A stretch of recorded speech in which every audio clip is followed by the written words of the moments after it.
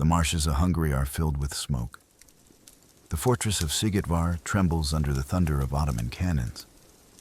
For days, the earth has shaken. The sky itself seems to burn. And yet, inside the Sultan's tent, silence. The greatest ruler of his age lies dead. For 46 years, he commanded the mightiest empire on earth. His army stretched from the deserts of Arabia to the gates of Vienna. His navy ruled seas that had once been Roman lakes. His people called him Kanuni, the lawgiver. The West called him the Magnificent.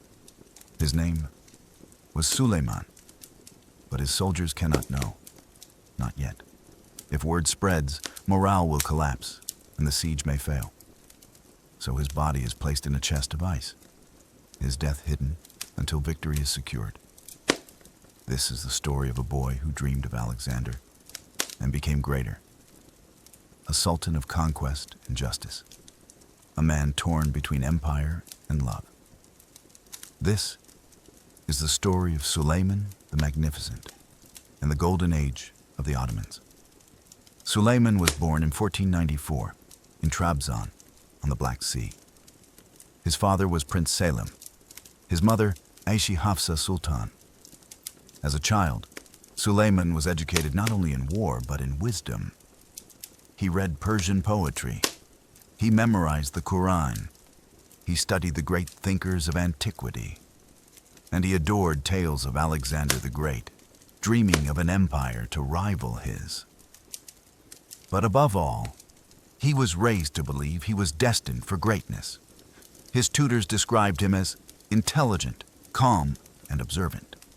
His friends described him as quiet, but ambitious.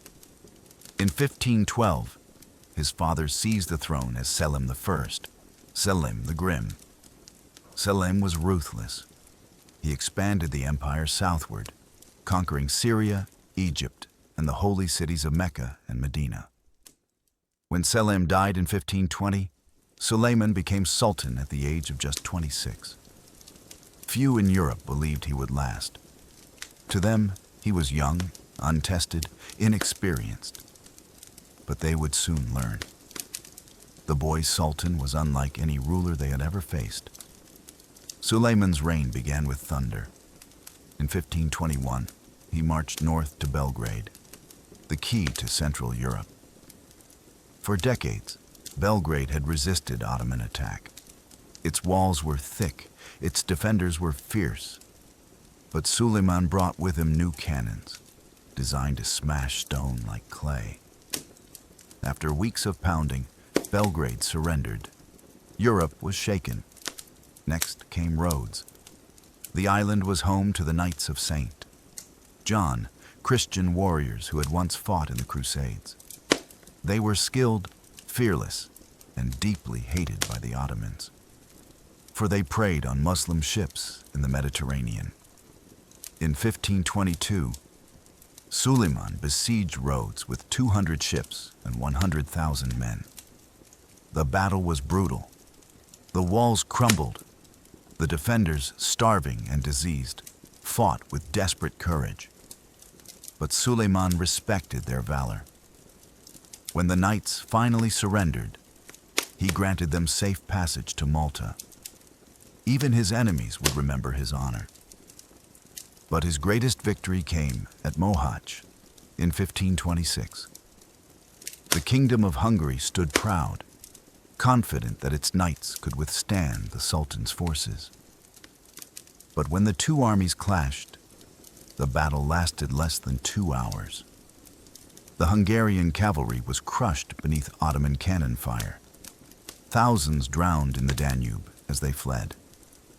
The young King Louis II was thrown from his horse and killed. Hungary lay shattered. The road to Vienna stood open. In 1529, Suleiman launched his most ambitious campaign yet. Over 100,000 soldiers marched west. The Janissaries, the Sultan's elite guard, marched in perfect order. The Sipahi cavalry, armored in glittering steel, thundered across the plains. Behind them, wagons carried cannons so massive that entire villages stopped to watch them pass. Their target, Vienna, the Habsburg capital. If Vienna fell, Europe itself would tremble. The siege began in September. Ottoman cannons roared. Tunnels were dug beneath the walls, packed with gunpowder, and detonated in clouds of fire. But Vienna's defenders were stubborn. The walls held. Rain turned the battlefield into mud. Supplies dwindled. The autumn cold cut through Ottoman tents.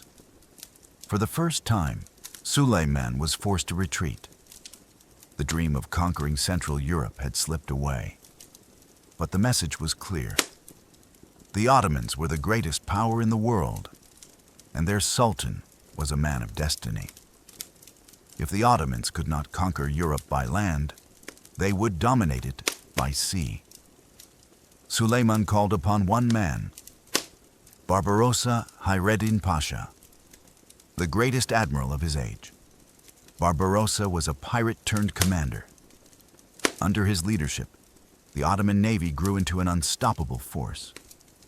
In 1538, at the Battle of Preveza, Barbarossa faced a Christian coalition fleet twice his size. Against all odds, the Ottomans triumphed. The Mediterranean was theirs. Ottoman ships now sailed the Red Sea, the Persian Gulf, even the Indian Ocean. Trade routes flowed with spices, silk, and gold. The Sultan's empire stretched further than Rome's ever had.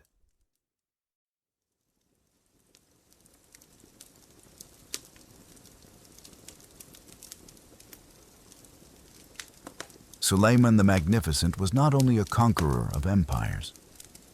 He was also the master of a world behind palace walls, the court of Topkapi.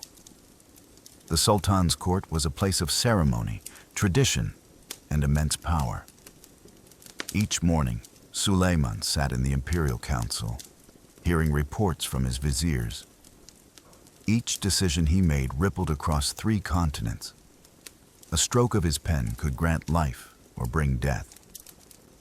But beyond the council chamber was the harem, the mysterious inner world of the Ottoman dynasty.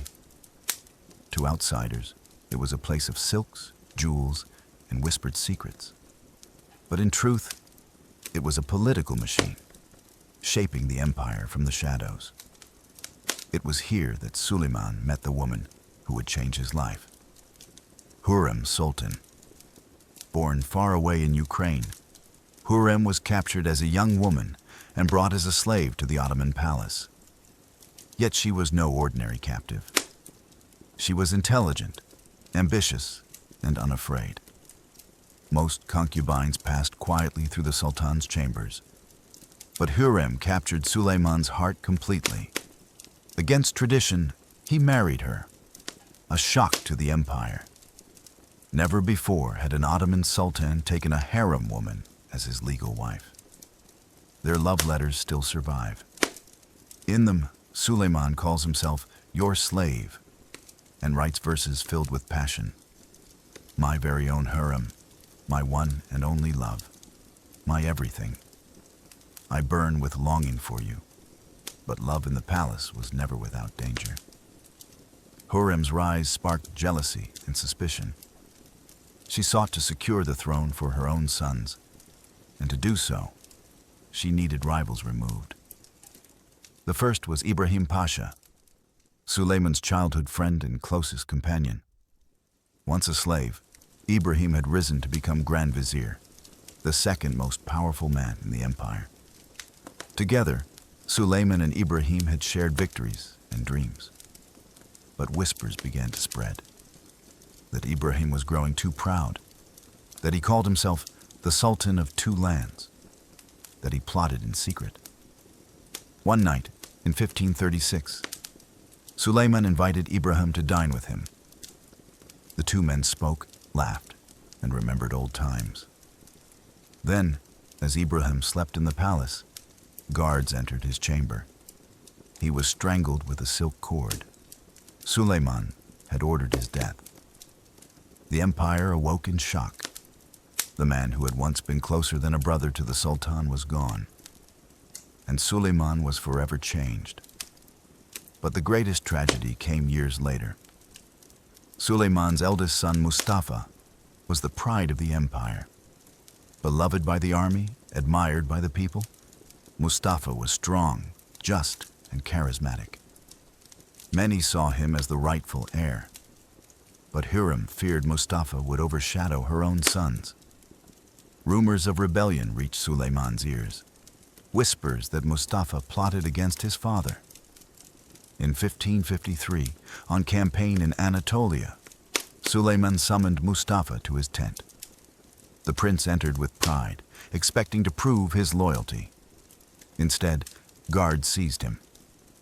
In a scene of unbearable sorrow, Suleiman ordered his own son's execution. Mustafa was strangled before his father's eyes. Outside the tent, the Janissaries wept openly. They loved Mustafa. They had believed he would be their future Sultan.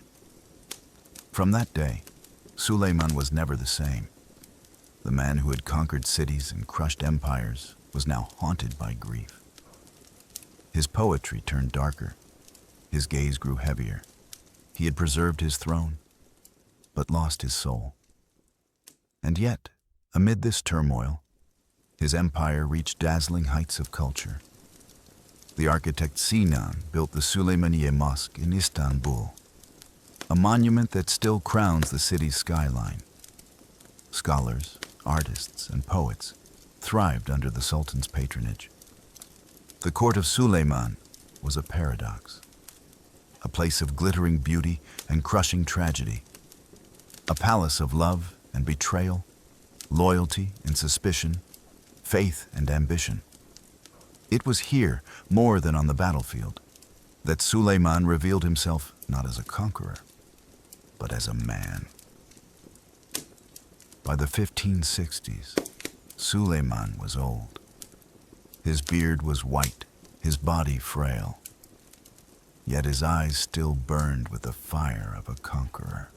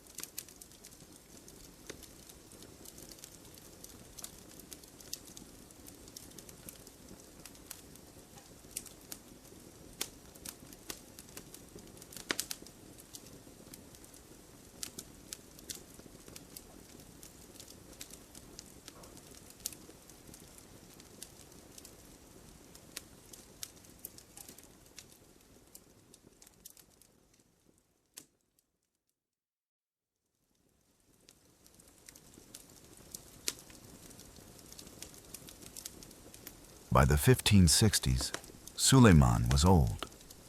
His beard was white, his body frail, yet his eyes still burned with the fire of a conqueror. Most rulers would have retired to comfort. But Suleiman was not like other men. Even in his 70s, he led armies across Europe. He believed that as long as he lived, he must serve God and empire. His final campaign came in 1566. The target, the fortress of Szigetvar in Hungary. Though small, it stood as a defiant symbol of Christian resistance. The Ottomans marched north. The journey was long, the summer heat brutal. The old Sultan rode slowly, carried at times in a litter. But still, he pressed on. At Szigetvar, the Ottomans faced fierce resistance. The fortress was commanded by Nicholas Shubich Zrinski, a Croatian nobleman. With only a few thousand men, he vowed to fight to the last. For weeks, the battle raged. Ottoman cannons thundered. Janissaries stormed the walls. Flames consumed the city.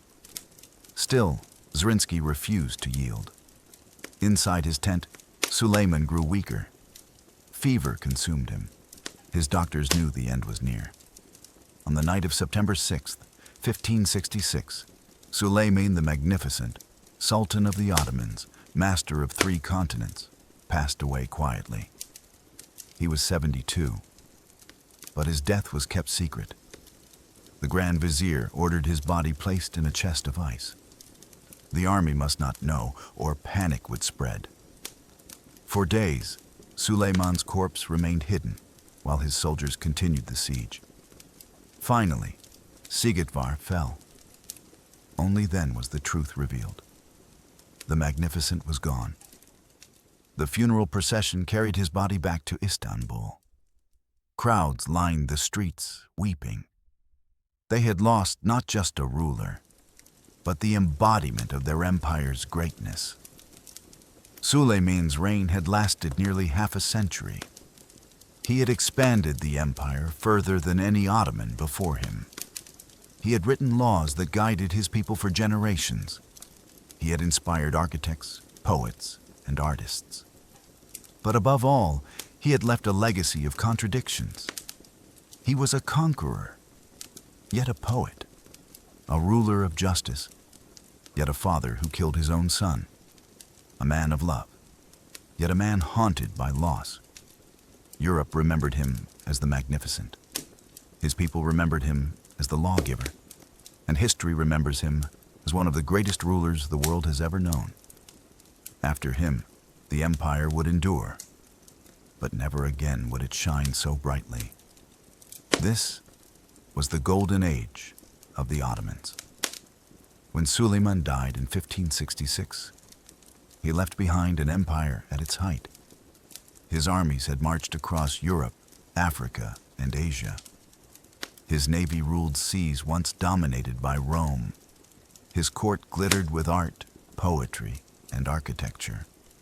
His laws shaped society for centuries. But history is never just about victories and monuments. It is about people. And Suleiman's story is also a story of sacrifice, of love, of tragedy. He was a ruler who married for love in a world where power came before passion. He was a father who ordered the death of his own son and lived the rest of his life haunted by that choice. He was a conqueror who wrote poetry of longing and devotion. He was, in the end, not only magnificent, but human. Today, his mosque still crowns the city of Istanbul. His poetry is still read. His laws are still remembered. And his name, Suleiman the Magnificent, still echoes across the centuries. He reminds us that history is not only about the rise and fall of empires, but about the fragile balance between power and humanity. Perhaps that is why we are still drawn to his story. Because behind the crown, behind the armies and palaces, there was a man who dreamed of greatness, a man who loved, who grieved, who hoped, and who, like all of us, faced the weight of his choices. So remember him not only as the magnificent Sultan, but as a symbol of history itself. Glorious and tragic, powerful and fragile, eternal yet fleeting. For all empires rise, all empires fall, but stories endure. This was the golden age of the Ottomans and the legacy of Suleiman the Magnificent.